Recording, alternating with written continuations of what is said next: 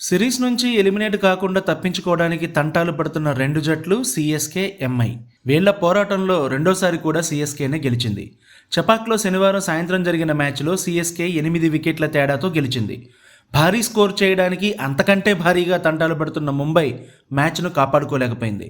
మొదట బ్యాటింగ్ చేసిన ముంబై స్కోర్ బోర్డుపై 159 పరుగులు పెట్టగలిగింది. ఆ మాత్రం చేయడానికి కూడా ముంబై బ్యాటర్లు తీవ్రంగా ఇబ్బంది పడ్డారు.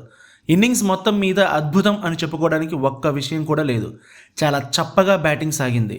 నమంధర్ 37 బంతుల్లో 57 పరుగులు చేయడంతో ఆ మాత్రం స్కోరు వచ్చింది. అద్భుతంగా బౌలింగ్ చేసిన కాంబోజ్ సెకండ్ బాల్కే ప్రమాదకరమైనటువంటి విల్ జాక్స్ను బయటకు పంపించాడు. ఆ తర్వాత రికెల్టన్, నమంధర్ పర్వాలేదనిపించారు. పవర్ ప్లేలో 10% రన్ రేట్ను మెయింటైన్ చేశారు. రికెల్టన్ అవుట్ అయిన తర్వాత నమంధర్కి సపోర్ట్ ఇచ్చేవాళ్ళు కూడా ఎవరూ లేరు. ఆ తర్వాత ఇన్నింగ్స్ మొత్తం స్లో అయింది. సూర్యకుమార్ యాదవ్ ఊపుతున్నట్లు కనిపించినా తొందరగానే అవుట్ అయ్యాడు. సిఎస్కే బౌలర్లు perfect line and length maintain చేయడంతో రన్స్ రావడమే కష్టమైపోయింది. తిలక్ వర్మ తక్కువకే అవుట్ అవగా హార్దిక్ పాండ్యా బ్యాట్ ఓపెన్ చేయడానికి కూడా ఇబ్బంది పడ్డాడు.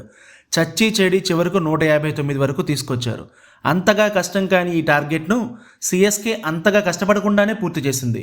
బుమ్రా, సంజు శాంసన్ను వెంటనే దొరకబుచ్చుకున్న చెన్నై కంఫర్టబుల్గానే గెలిచింది.